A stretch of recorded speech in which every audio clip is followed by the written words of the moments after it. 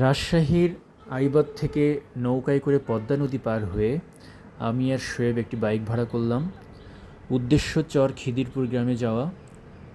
So আমরা দুইজন বাইকে চড়ে বসেছি। যাওয়ার পথে আবিষ্কার করলাম যে ওই গ্রামে যাওয়ার জন্য মনুষ্য সৃষ্ট কোনো পথ নাই।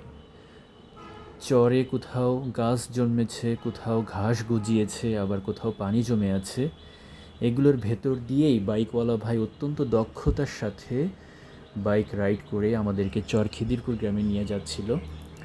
সো আমি আর শোয়েব সাহস সঞ্চার করে বাইকে বসেছিলাম, কারণ রাস্তা এতটাই খারাপ ছিল যে কোনো মুহূর্তে স্লিপ কেটে বাইকটা পড়ে যেতে পারত। আবার চর কোথাও উঁচু, কোথাও নিচু, পুরো বন্ধুর হয়েছিল। এমন অনুভূতি হচ্ছিল যে আমরা রোলার কোস্টারে বসে আছি।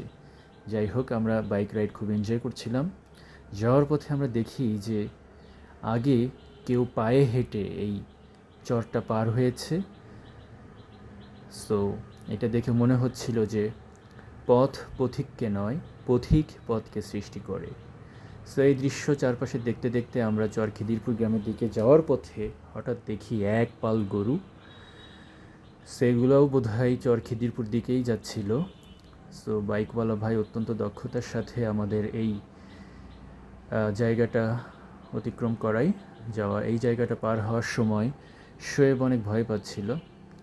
সো যাই হোক, আমরা এই গরুর পালকে অত্যন্ত দক্ষতার সাথে অতিক্রম করে আমরা সামনের দিকে অগ্রসর হই।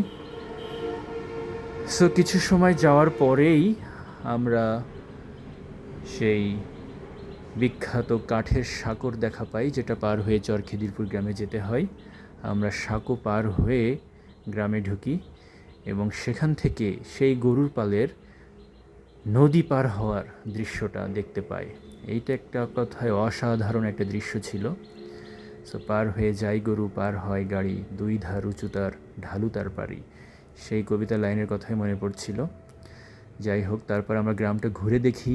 গ্রামে আম, বাবুই পাখির বাসা, তারপরে বিজেপি ক্যাম্প, সবগুলা দেখে আমরা আবার নৌকার দিকে অগ্রসর হই। সো যাওয়ার পথে আমরা অসাধারণ সূর্যাস্তের দৃশ্য দেখি। সো একজনের এই সূর্যাস্তের দৃশ্য দেখার জন্য হলেও অবশ্যই চর খিদিরপুর গ্রামে যাওয়া উচিত।